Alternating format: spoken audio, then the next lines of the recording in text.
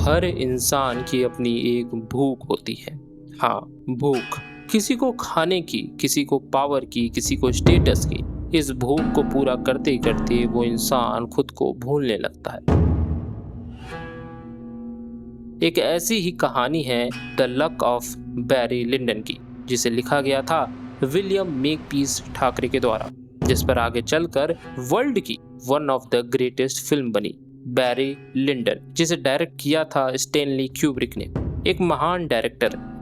बैरी Lyndon उन कुछ फिल्मों में से है जिन्हें मास्टरपीस का दर्जा दिया जाता है। इस फिल्म का हर एक फ्रेम पेंटिंग की तरह है।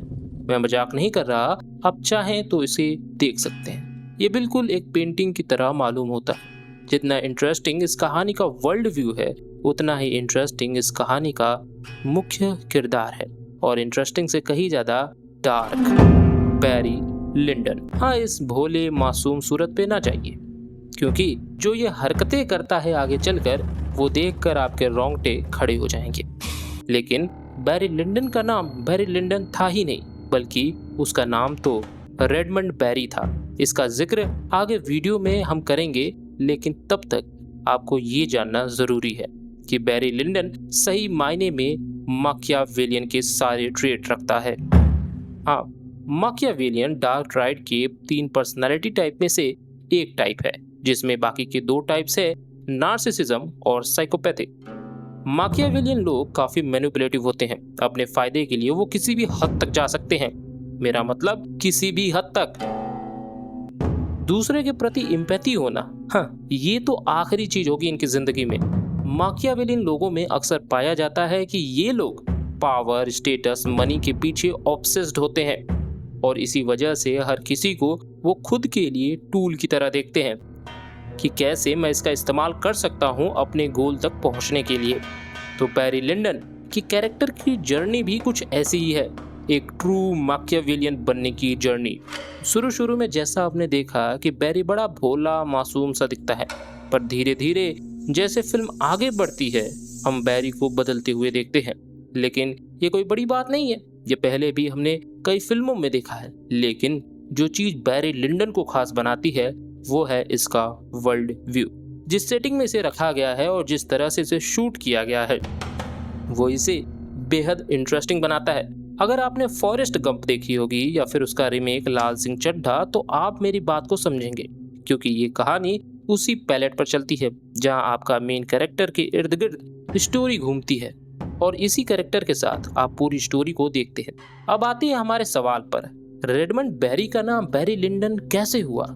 इसे समझने से पहले आपको इस फिल्म का कोर थीम समझना पड़ेगा, मनी, स्टेटस, वेल्थ। लेकिन इन तीनों का सोर्स है इन्फीरियरिटी कॉम्प्लेक्स, यानी कि दूसरों से खुद को कमतर और अनसक्सेसफुल समझना। और ये इन्फीरियरिटी कॉम्प्लेक्स डेवलप कैसे होती है, इसके लिए आपको थ्रू आउट इस फिल्म में बैरी के रिलेशनशिप को देखना होगा। इसकी बुनियाद यहीं से तय होती है। अब सवाल ये उठता है कि आप इसे क्यों देखेंगे? भला ये सब जानकर आपको क्या मिलेगा? आप अभी तक ये वीडियो देख रहे हैं तो कुछ तो मिल रहा होगा। यही सवाल मेरे अंदर उठ रहा था कि आखिर मैं ये 3 घंटे की फिल्म क्यों देख रहा हूँ, ये कैरेक्टर मेरे लिए इतना इम्पोर्टेंट क्यों है? इन सब का जवाब है, कहीं ना कहीं हम खुद को बैरी से रिलेट कर पाते हैं। मनी, पावर, स्टेटस, वेल्थ किसको नहीं चाहिए, लेकिन क्या उस चाहत को पूरा करने के लिए आप किसी भी हद तक गिर जाएंगे? क्योंकि बैरी गिर सकता है। बैरी पैसे कमाने के लिए स्कैम करता है, गैम्बलिंग करता है। बैरी गलत तरीके से उस सोसाइटी में ऊपर जाने की पूरी कोशिश करता है, और इसकी शुरुआत होती है उसके रिलेशनशिप से, जहां पर कजिन नोरा उसे छोड़कर कैप्टन क्विन को पसंद करने लगती है, क्योंकि कैप्टन क्विन पावर, स्टेटस और मनी के मामले में रेडमंड बैरी से कहीं आगे था। यह चीज बैरी के अंदर घर कर जाती है कि पैसा और स्टेटस बहुत जरूरी है। दूसरी रिलेशनशिप में वो जिस लड़की से मिलता है उसका फाइनेंशियल स्टेटस सही नहीं होता, इसीलिए वो वहां भी नहीं टिकता। तीसरी और आखिरी रिलेशनशिप सब बढ़िया होता है, यहाँ तक कि उसे उस जमाने की सबसे सुंदर लड़की मिलती है। तब तक रेडमंड बैरी अच्छे खासे पैसे कमा रहा था, लोगों को गैम्बलिंग में स्कैम कर करके। याद रहे, वो पैसे कमा रहा था, ना कि वेल्थ। अगर उसे ट्रू वेल्थ चाहिए तो उसे कोई तो खेल रचना होगा। इसीलिए वो सीड्यूस करता है लेडी लिंडन को, उसकी खूबसूरती के लिए नहीं, प्यार के लिए नहीं, बल्कि पैसों के लिए, उसके टाइटल के लिए। हाँ, बैरी लिंडन में लिंडन लेडी लिंडन से लिया गया है। उनका टाइटल बैरी ने इस्तेमाल किया है, रेडमंड की जगह बैरी लिंडन। और जैसे ही वो अपनी चालबाजी में कामयाब हो जाता है, उसके ठीक बाद वो लेडी लिंडन को डिसरिस्पेक्ट करता है, चीट करता है, एक ट्रू माकियावेलियन की तरह। उसने लेडी लिंडन को मैनिपुलेट किया, उन्हें इस्तेमाल किया अपने गोल तक पहुंचने के लिए। लेकिन भाग्य और नियति उसका पीछा नहीं छोड़ने वाली। अब ये भाग्य और नियति का फंडा मैं आगे आपको बताऊंगा, लेकिन उससे पहले आपको ये जानना बहुत जरूरी है, बैरी लेडी लिंडन से शादी करता है, लेकिन उसका पहले से ही एक बच्चा होता है, बुलिंगडन। बैरी उसे कुछ ज्यादा पसंद नहीं करता। बैरी उसे स्टिक से मारता भी था।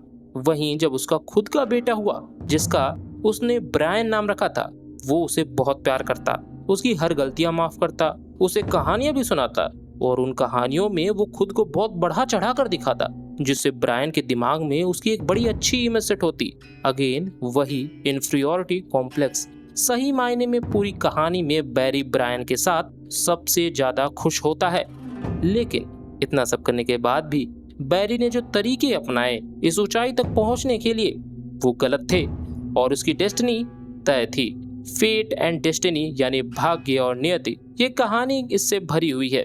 जैसे कि एक सीन में बैरी अपने एडवेंचर की शुरुआत करता है तो उसे प्यास लगी होती है, पानी पीता है, लेकिन इतने में दो लोग उसे बार बार कुछ खाने और रुकने के लिए बोलते हैं। बैरी मना कर देता है और चल देता है। वहां तो बैरी बच जाता है, लेकिन आगे चलकर थोड़ी दूर पर ही ये दोनों लोग उसे लूट ही लेते हैं। ठीक इसी तरह जब वो रास्ते से जा रहा होता है, एक ऑफिसर उससे क्वेश्चन पूछता है, उसकी आइडेंटिटी पूछता है, सब सही होता है, लेकिन इसके बावजूद वो बाद में फंस जाता है, क्योंकि भाग्य और नियति पहले से तय है। लेकिन साथ ही वह ऐसे सिचुएशन में इसलिए भी था क्योंकि उसने डिसीजन भी ऐसे ही लिए थे। डायरेक्टर ने ओरिजिनल बुक का टाइटल से the luck of Barry Lyndon की जगह बैरी लिंडन इसीलिए तो किया होगा क्योंकि ये मामला सिर्फ लक का तो नहीं लगता, यानी वो खुद ही था जिसने आरी से उसी डाल को काटना चाहा जिस पर वो खुद बैठा था। बैरी ने लाख कोशिश की उसे लॉर्ड का दर्जा मिल जाए, लेकिन आखिरी दम तक ऐसा नहीं हुआ। फिल्म के अंत में बैरी कोई अच्छी स्थिति में नहीं होता। इसीलिए यही साबित होता है कि आप जिंदगी में चाहे जितना ऊपर चले जाएं, लेकिन अगर उसकी बुनियाद झूठ, मक्कारी और धोखेबाजी पर टिकी हुई है तो उसका आज नहीं तो कल गिरना स्वाभाविक है। बैरी ने थ्रू आउट सिर्फ नोबेलिटी, वेल्थ और स्टेटस को चेज किया, जिसकी वजह से वह अकेला पड़ गया।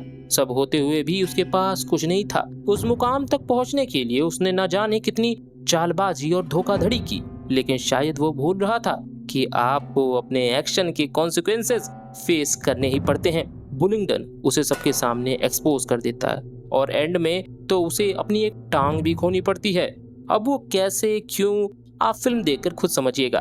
पैसों और स्टेटस के पीछे भागने से उसे वो हैप्पीनेस और फुलफिलमेंट कभी नहीं मिली, क्योंकि हैप्पीनेस और फुलफिलमेंट आती है जेन्युइन कनेक्शन से, रिश्तों को निभाने से, मिलजुल कर साथ चलने से, एक दूसरे को समझने से।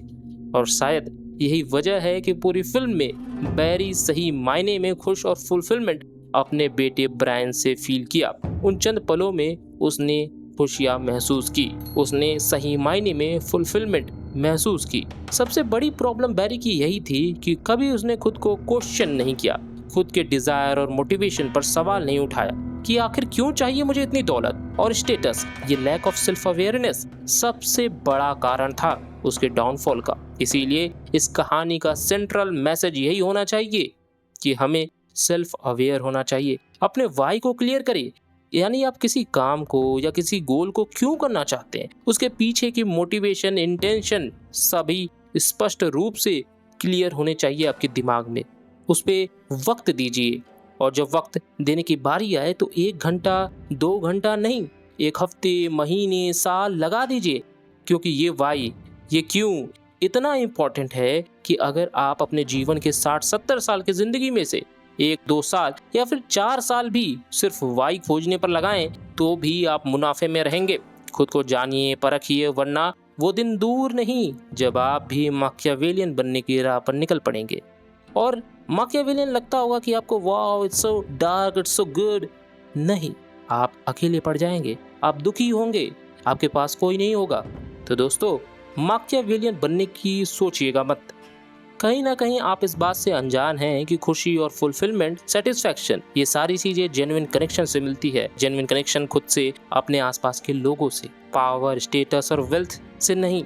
अब इसका मतलब ये नहीं है कि मैं आपको बोल रहा हूँ कि आप पैसे ना कमाएं, आप ऑब्सेस्ड ना हो, आप एम्बिशियस ना हो, आप वेल्थ ना इकट्ठा करें। मैं ये बिल्कुल नहीं कह रहा हूँ, क्योंकि ये तो बेवकूफ़ी होगी।